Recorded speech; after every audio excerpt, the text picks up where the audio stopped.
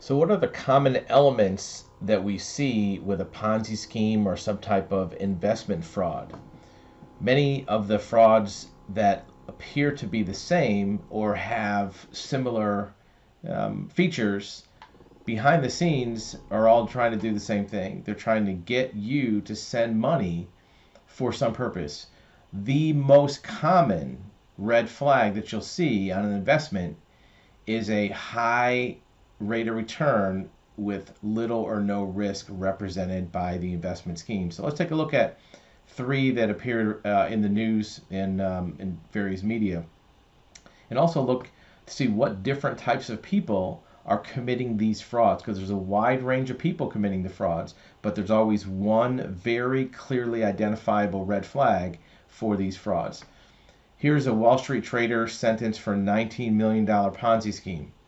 And it talks about who the person is, where he's from. But the one thing that's important is that he touted and advertised extremely high returns in trading. Right? That's the one thing that the Ponzi schemers use to get you to give them money. You can make 2 or 3% in a bank account anywhere. If they're offering 10, 15, 20, 30% or more, it's not necessarily a fraud or a scam, but you want to look deeper into it. So this is a fraud that went on for 3 years, from 2016 to 19. For that period of time, he was able to get people to send him money for these purchase of limited partnerships and other types of investments. He told investors that his returns were excellent. Again, returns higher than normal is what gets people's greed to give the money to the scammer. The next one is, here's a woman who also ran a similar type of scam. This is not a Wall Street investment scheme. This is a individual person from their house in DeLand, Florida.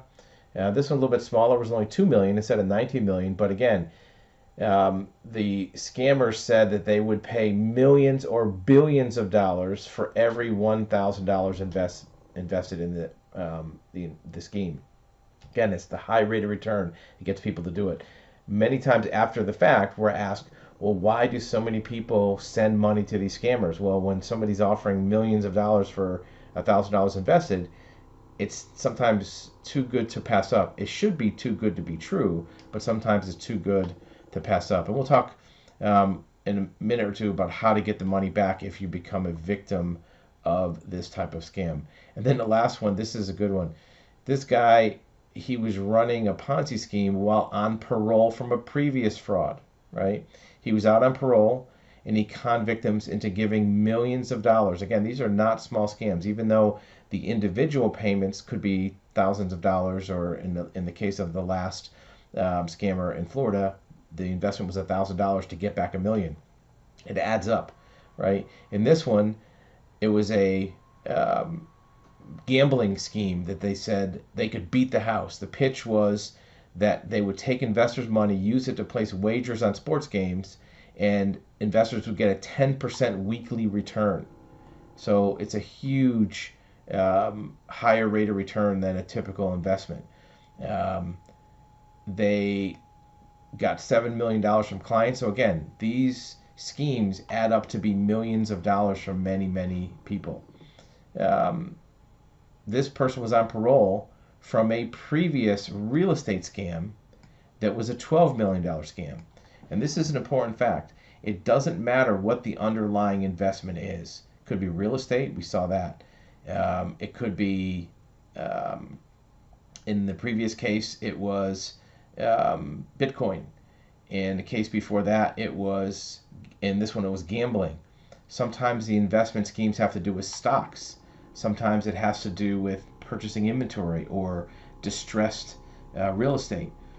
It doesn't matter what the underlying investment is. The scammer will just come up with anything that sounds like a good reason to place an investment. And if a victim feels like they're investing in something tangible like real estate or a business or some type of software scheme, it gives it credibility to where you're more likely to give the money, on top of the fact that there's a high rate of return. So those are the red flags. Now, it doesn't mean that every investment that has a higher rate of return is a scam, but it is an indication that you should look deeper. And here's what you should look at. Who are the parties involved? If anybody in this investment scheme we're looking at here had done any basic search on Christopher Hales of Lehi, Utah, they would have found that he was already on parole for a scam, which means it would be less likely that he would have been able to collect another $7 million from this second scam. It would have been an easy thing to do. You could check a background, you could check criminal records. I'm sure there's also civil records of lawsuits that could have been discovered. In the case of the prior couple that stole millions of dollars, 2.5 to be exact, they could have looked at their extravagant lifestyle. They could have looked at what is the underlying investment. This one said they're investing in civil settlements from the U.S. government, right? So what they're saying is if you put money in, when these settlements come, you'll get more. Well, you can verify these settlements. Any litigation settlement can be verified. If you verify the underlying investment, you'll know if it's real or not real, especially if it's a high rate of return. In this one, the investment was apparently in stocks, right? And he did trading, stock trading.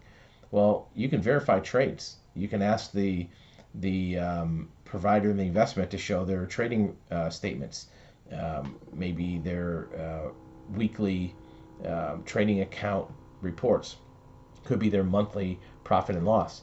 The bottom line is that if they're that good in trading, they wouldn't need to have more money coming in from the outside. They would have already made so much money that they could invest their own money. They could self-invest. And obviously in this case, same thing. These partners, they spent $50,000 on a vacation rental, $40,000 on jewelry, and that's another thing to look at. If you look at the underlying investment to make sure it's true, and then also look at the people involved. In most cases, you'll be able to flush out 99% of the scams in advance of putting money in.